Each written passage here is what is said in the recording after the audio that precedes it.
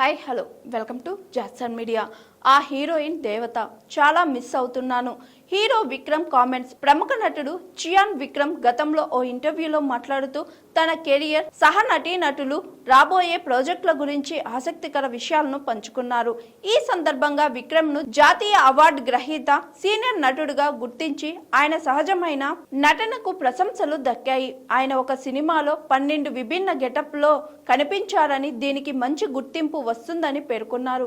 అనంతరం తన సినీ జీవితంలో నటించిన బ్యూటిఫుల్ హీరోయిన్స్ లో టాప్ 5 ని ర్యాంక్ చేయమని అడగ్గా తన అభిప్రాయాలను వెల్లడించారు.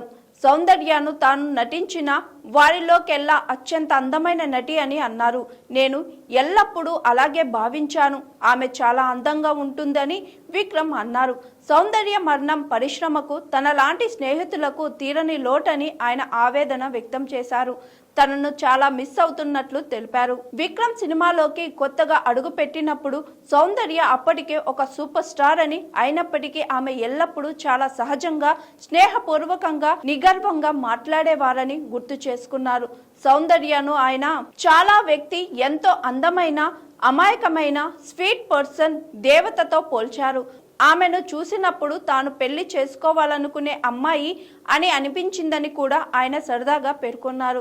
తన జాబితాలో 2వ స్థానంలో ప్రస్తుత హీరోయిన్ శ్రియ ఉన్నారని విక్రమ్ తెలిపారు. 3వ స్థానంలో జ్యోతిక గురించి మాట్లాడుతూ ఆమెలో ఒక ఉల్లాసమైన, చిలిపి స్వభావం, ఉద్వేగపూరితమైన ముఖం ఉన్నాయని, పాటలలో చాలా అందంగా కనిపిస్తుందని పేర్కొన్నారు.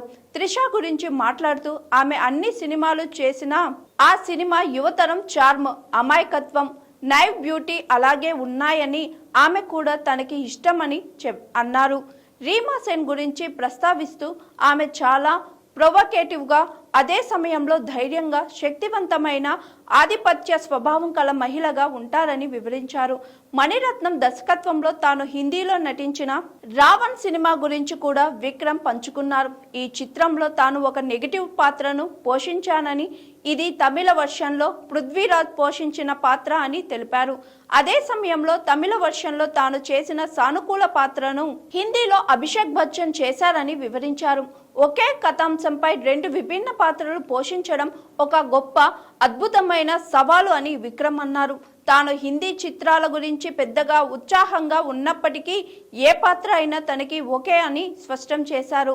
రావణ్లో తనది కీలక పాత్ర అని, 2 భాషల్లో దాదాపు సమానమైన ప్రాధాన్యత ఉందని అన్నారు చియా విక్రమ్.